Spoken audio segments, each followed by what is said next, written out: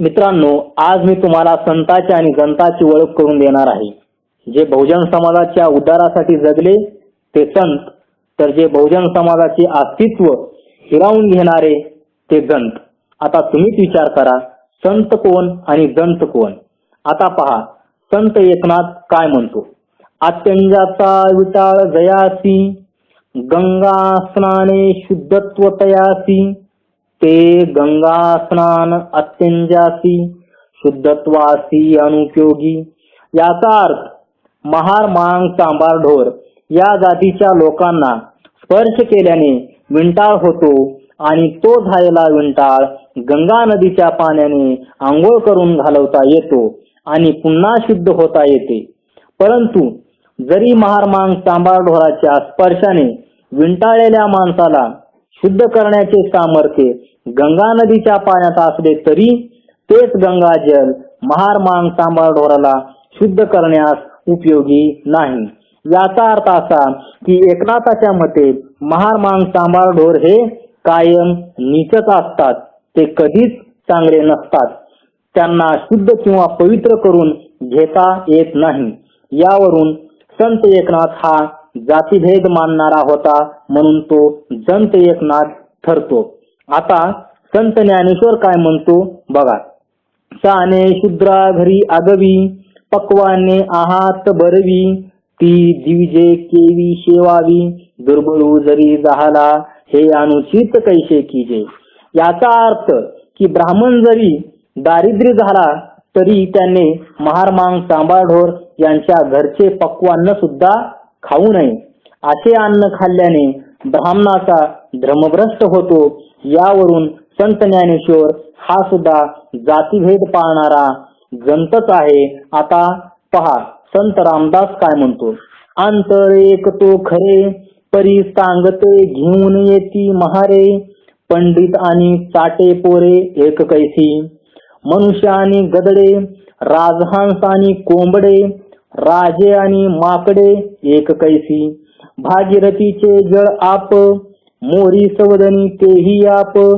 कुचिल उदक अल्प सेवेना. याचा अर्थ ब्राह्मण व महार मांग सांबार ढोर यांच्यात सारखाच आत्मा, पण दोघाची एक पंगत करता येत नाही. हुशार पंडित व चावट पोरे यांच्यात फरक असतो. माणसं आणि गाढवं हे एक नसतात. राजहंसाची बरोबरी कोंबडा करू शकत नाही. राजे उंच सिंहासनावर तर माकडे उंच फाट्यावर बसतात, म्हणून ते दोघे एक नाहीत. गंगा नदीचे पाणी, मोरीतले किंवा डबक्यातले पाणी यात फरक असतो, तसाच फरक ब्राह्मणात व महार मांग सांबार ढोरात असतो. म्हणून कोणत्याही महार मांग सांबार ढोराने ब्राह्मणाची बरोबरी करू नये असे रामदास म्हणतो. यावरून तो सुद्धा जातीभेद पाळणारा, उच्च-नीचता पाळणारा जंतच आहे. अशा संत ज्ञानेश्वर, संत एकनाथ व संत रामदास या ब्राह्मण संताला आपण ठोकर मारली पाहिजे आणि त्यांना जंत ही पदवी दिली पाहिजे. आता संत चोकोबा काय म्हणतो बघा. उपजले ते विटाळी, मेले ते विटाळी, राहिले विटाळी तेही गाती. विटाळाचा देह विटाळी, मधी सवळे ओळे आले कुटुनी. जन्मता विटाळ, मरता विटाळ, चोखा म्हणे विटाळादी अंती. याचा अर्थ स्त्री मासिक पाळीला विंटाळ म्हणतात. मासिक पाळी न येणाऱ्या स्त्रीला मूल होत नाही. ब्राह्मण असो वा महार मांग सांबार ढोर असो, त्यांचा जन्म विटाळातूनच होतो. असे असताना फक्त महार मांगाचाच विटाळ तुम्हाला कसा काय होतो? तुमचा सुद्धा जन्म विटाळातूनच होतो आणि मरता ते सुद्धा विंटाळातच मरता.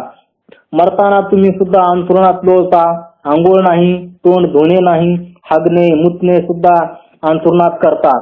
याला विटाळाचे मरण म्हणतात. महारा मांगाचा विटाळ होतो असे म्हणणाऱ्यानो, तुमच्या जन्मापासून मरेपर्यंत पाठीशी लागलेल्या या विटाळाची आठवण ठेवा. असे संत चोकोबा ब्राह्मणाला खडसावतात. याचा अर्थ चोकोबा हे जातीभेद मानत नाहीत, विंटाळ ही मानत नाहीत, म्हणून ते खऱ्या अर्थाने संत ठरतात. आता संत तुकाराम काय म्हणतात ते पहा. जे का रंजले गांजले, त्याशी मनी जो आपुले. तोची साधू वळकावा, देवते तिची जाणावा. याचा अर्थ असा की तुकाराम आपणास रंजल्या गांजल्याची गोरगरिबाची सेवा करण्यास सांगतात. जे रंजल्या गांजल्याची मांगा महाराची सेवा करतात ते मांगा महारालाही माणसासारखे जीवन जगण्यासाठी मदत करतात. तोच खरा साधू आणि तोच खरा देव असतो. याचा अर्थ संत तुकाराम हे रंजल्या गांजल्याची कोणताही भेदभाव न करता सेवा करण्यास सांगतात.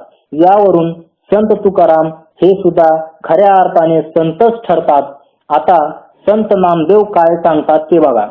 तोंड धरून मेंढा मारा, म्हणती सोमयाग करा, नामा म्हणे अवघे खोटे, एक हरिनाम गोमटे. याचा अर्थ असा की जे ब्राह्मण सोमयाग करा म्हणतील त्यांच्या तोंडावर धोंडा मारा. कारण सोमयाग म्हणजे प्राणी हत्या किंवा सोमयाग करताना कोंबडे बकरे कापावे लागतात आणि प्राणी हत्या नामदेवाला मान्य नाही. म्हणून सोमयाग करा म्हणणाऱ्यांना धोंडा मारा. कारण कोंबडे बकरे कापल्याने तुमचे पैसे व्यर्थ जाणार आणि कोंबडे बकरे कापल्याने तुम्हालाच उलटे पाप लागेल. देवाची एवढी आवड असेल तर फक्त तुम्ही देवाचे नाव घ्या, कसलाही सोमयाग करू नका, संत नामदेव म्हणतात. याचा अर्थ संत नामदेव सर्व प्राणी मात्राची दया करण्यास शिकवतात. त्यामुळे संत नामदेव सुद्धा खऱ्या अर्थाने संतच ठरतात. आता तुम्हाला संतांची आणि जनताची ओळख झाली असणार. जय भीम.